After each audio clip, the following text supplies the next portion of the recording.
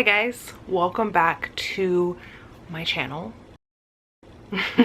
Today we're going to be talking about my 2025 Wrapped, my best, worst reads, the stats for reading, all of the things. So get you a drink, get you a snack, buckle in, and let's have a good time. To start off my 2025 Wrapped, let's start with what the heck happened to me.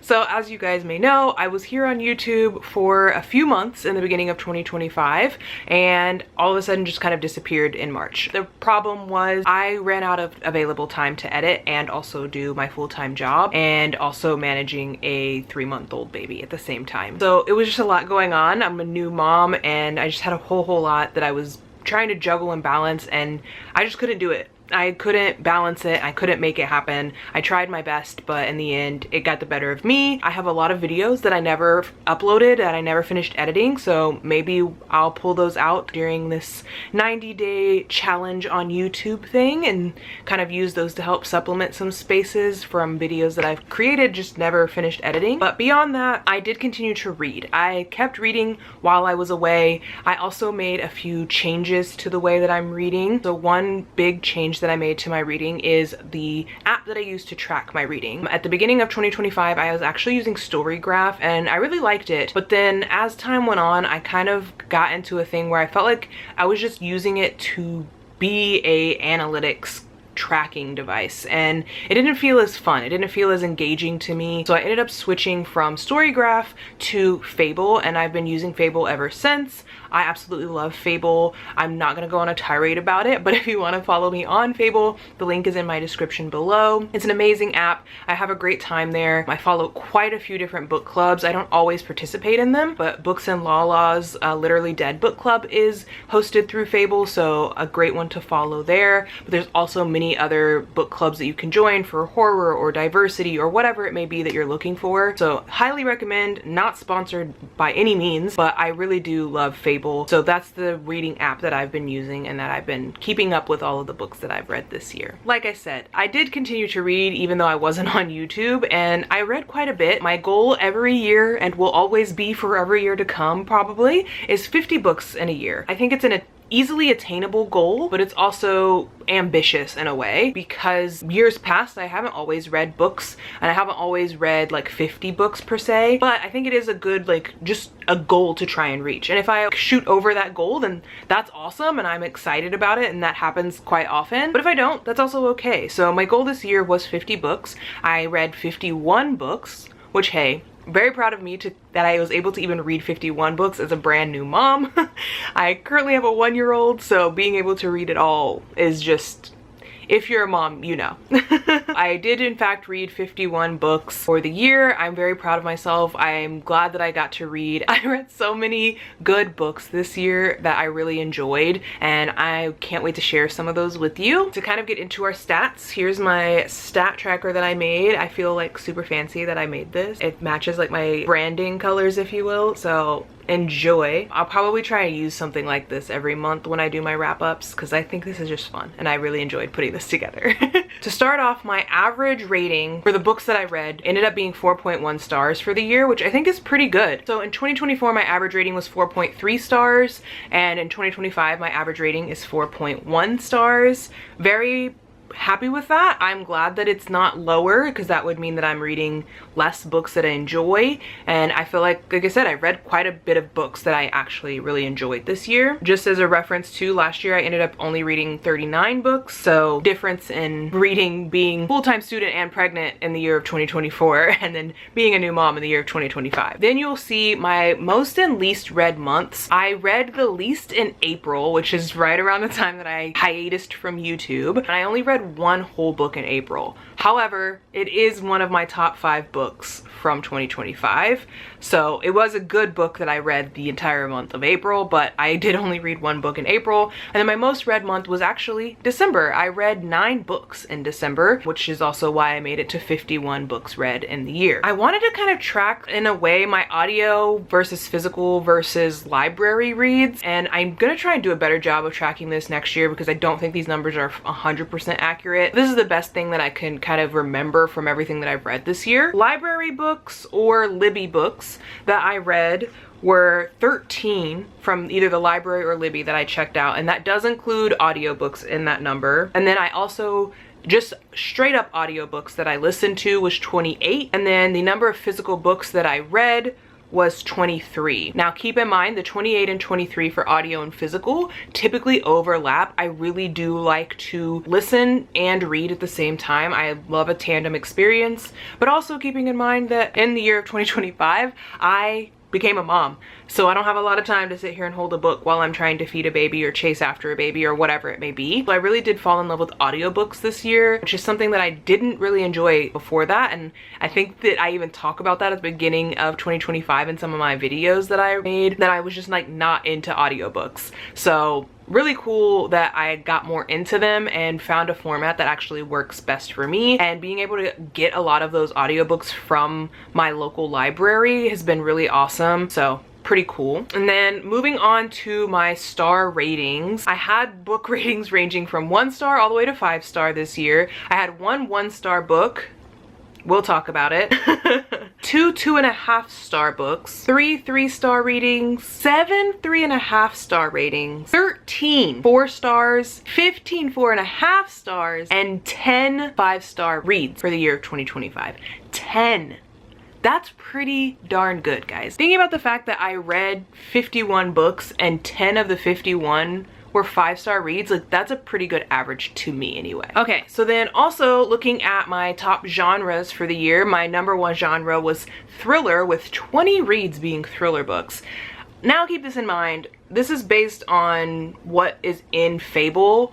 I don't know if I 100% agree with that, but that's what's in Fable, that's what they're registered as. So we had 20 thriller reads, we had 19 horror reads, and we had 17 fantasy reads for the year. I love that. Hello. This is a cameo from the cat. You want to say hi to everybody? This is my boy. You guys have seen him before, little Onyx. He's being very needy because my daughter is not here right now. And so when she's away, he comes out of hiding. Having a cat who doesn't like children is very interesting. So I thought that was a really good mix of thriller, fantasy, and horror, because I do think that is what I gravitate to the most. So I was really proud of the numbers and kind of like the closeness of all of those numbers, because those are the genres that I actually really enjoy, and obviously that checks out based on my stats for the year. And then my final top rating that I added to my spreadsheet here is my top rated authors for this year. Hear me out. Suzanne Collins, I had 4 reads from her this year. That's because I read the Hunger Games series, minus the last Sunrise on the Reaping book. I haven't read that one yet, obviously, but I did read Hunger Games at the beginning of the year, so that's where that comes from. And then Sarah J. Maas and Rebecca Yarros, because I reread Fourth Wing at the beginning of the year, unreleased vlog for that, so I'll release that at some point, I'm sure. And then I also read Sarah J. Maas. I've been reading the Throne of Glass series, so that's where those two come in. So all 3 of my top read authors are authors that had a series. I don't necessarily think that those are my top authors that I love reading from just because they were series. So my 4th one, which I included on here, is Nat Cassidy. I read 2 books from Nat Cassidy this year, and he is going to be my top author of the year. I am really excited to see what's to come for Nat Cassidy in 2026, because I read 2 really great books from him this year. So without hemming and hawing, let's jump into my top books. I'm going to talk about my worst rated books and my top 5 books of 2025 and some honorable mentions. So my worst rated book, my 1-star book. I don't know why I read this book. I don't think I'll ever read from this author again.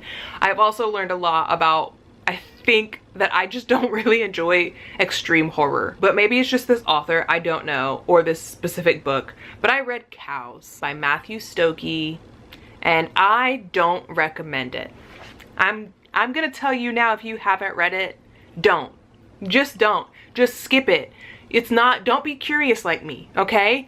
Everyone says it's terrible. Everyone says it's bad. Everyone says it's disgusting and awful and gross. It is an extreme horror. And I read it anyway because I was intrigued. And that was a bad decision. And I'll never do that again. I'm gonna start believing people when they say an extreme horror is bad. I'm gonna start believing people, okay? I don't know what that book is for. I don't know what audience that book is for. I don't know who is reading that and going, ooh, yeah, this is a good one. I don't know what the commentary was meant to be. I don't know, like, I couldn't tell you, if I tried, what social commentary someone should take from reading that book. It was disgusting. it just full on disgusting. My honorable mention for worst book of 2025 outside of Cows, because Cows again is an extreme horror. My worst rated book and the book I hated the most this year was Good Girl Bad Blood, the second book in the Good Girl's Guide to Murder series. I won't be finishing that series because that book was awful. That book was terrible. What was that? And I think the reason I think it was terrible is because I hated the ending, because I like going into mystery thriller type books and being able to kind of try and put the puzzle pieces together that are left in the book to figure out the ending. And there was never going to be a way for me to know how that book was going to end, because we pull a random character who was barely mentioned once in the book in the end as like, hey, by the way, this is the killer and here's how they're the killer and here's why they're the killer and here's what they've done. What? That felt like lazy writing. It felt like a lazy book. It did not feel like she took her time and actually tried to write something good. It felt like she started writing something, didn't know where she was going, and was like, oh crap, it's over. I have to end this now. That's how that book reading experience felt to me. I hated that book. So Cows and Good Girl Bad Blood were my no-nos for 2025. My top 5 books, going from good to best, are going to be all 5-star books, by the way. My 5th best book of the year is going to have to be Magnolia Parks. I really loved Magnolia Parks. I really enjoyed that book. I thought it was so fun. Drama, nonsense. It is the one book that I read in April. I spent all of April reading that book and I thoroughly enjoyed myself. I was kicking my little feet. I was giggling and laughing. I was getting upset and emotional. Like, it was so good. I really enjoyed it. I do plan to read the second book in the series at some point this year, but number 5 is going to be Magnolia Parks. My number 4 book for 2025 is going to be Nothing to See Here by Kevin Wilson. This book was so good. This is a Books and Lala recommendation, and I didn't know that much going into the reading of that book. I don't remember her ever really explaining what that book's about, and I'm so glad that I didn't know anything about it. I had so much fun reading it. It was so crazy and goofy and weird, and I just had a great time reading that story, and I really enjoyed it. My number 3 is going to be Project Hail Mary. I loved reading this book. I listened to this one in tandem with an audiobook from my library as well as the book from my library, and I really enjoyed Project Hail Mary. It was so much fun and weird and scary, and oh, it was so good. I cried in the end, and that's how you know it was good. Crying for a creature. I was so worried for a creature. It was so good. I really enjoyed it. I did not know what to expect going into it. I had heard that Andy Weir was a very good writer when it comes to sci-fi. A lot of people enjoy Project Hail Mary and The Martian. I had seen The Martian before, like the movie adaptation. So I was like, well, I liked The Martian, so if it's something similar in that vein, then maybe I'll like Project Hail Mary. And I'm so glad I read it. I read it for my jobs book club, and we all thoroughly enjoyed it. We all really loved the characters. It was just so good. I know there's supposed to be a movie. I don't know if it already came out or if it's still to come for this book, and I'll probably watch that when it comes on streaming, just to kind of see how that plays out with Ryan Gosling as the main character, because I'm not sold. But I really enjoyed this book, so that would be my number 3 read for 2025. My number 2 read for 2025 is going to be Bat Eater and Other Names for Cora Zhang by Kylie Lee Baker. I ate this book up. It was so good. I really enjoyed it. The gore, the allegories, the social commentary. I really enjoyed this book. Obviously, following COVID and cleaners who had to clean up from homicides, murders, and also while having to deal with COVID, and also while being Asian in a terribly racist society. Like, it was just such a good book. I really enjoyed it. I read this for Books and Lala's book club, Literally Dead book club. It was such a good book. I also really enjoyed this one too because I got to participate and chat through Fable with Books and Lala's community and getting to chat with other people about this book in real time. I really enjoyed that. I miss being able to do that sometimes, so that was really fun and I absolutely love that book. My number one book of 2025 is not going to be a surprise. I dare I say it won't be a surprise, because my number one book for 2025 is Rest Stop by Nat Cassidy. You guys, you know how much I loved this book when I was reading it in the vlog earlier this year. I will link it somewhere, places, if you want to see it. But I absolutely loved this book. It was so good. I really enjoyed it. It was terrifying. It was terrifying and gory and graphic and scary, and it hit on my own phobias, so like that also made this like an amazing book. I just really enjoyed it, to the point that I've like recommended this book to a bunch of people just because I'm like, have you read it? If you haven't read it, you should read it. Like, this is my personality now. I love this book so much. It's just so good. I plan to reread this at some point this year, probably sometime around October. This is a go-to spooky read for me from now on. It feels like a comfort read. So if you haven't read Rest Stop by Nat Cassidy, do yourself a favor. If you love horror and you have not read this, it's the shorty patortiest book I've ever seen. Read this. Just do yourself a favor and read this book because it's good. It's so good. And that brings us also to my honorable mentions. Obviously, I said I read 2 books by Nat Cassidy this year. The other book that I read by Nat Cassidy that I absolutely loved is When the Wolf Comes Home. This was such a good book. It didn't get a 5-star. It did not get a 5-star. I believe I rated it 4.5. However, it was such a good book. It went in a weird direction. The ending was completely unexpected for me. I did not see it coming. I just really enjoyed this book. It's not what I thought it was going to be, but I really enjoyed what it ended up being. So if you haven't read When the Wolf Comes Home, I definitely recommend it.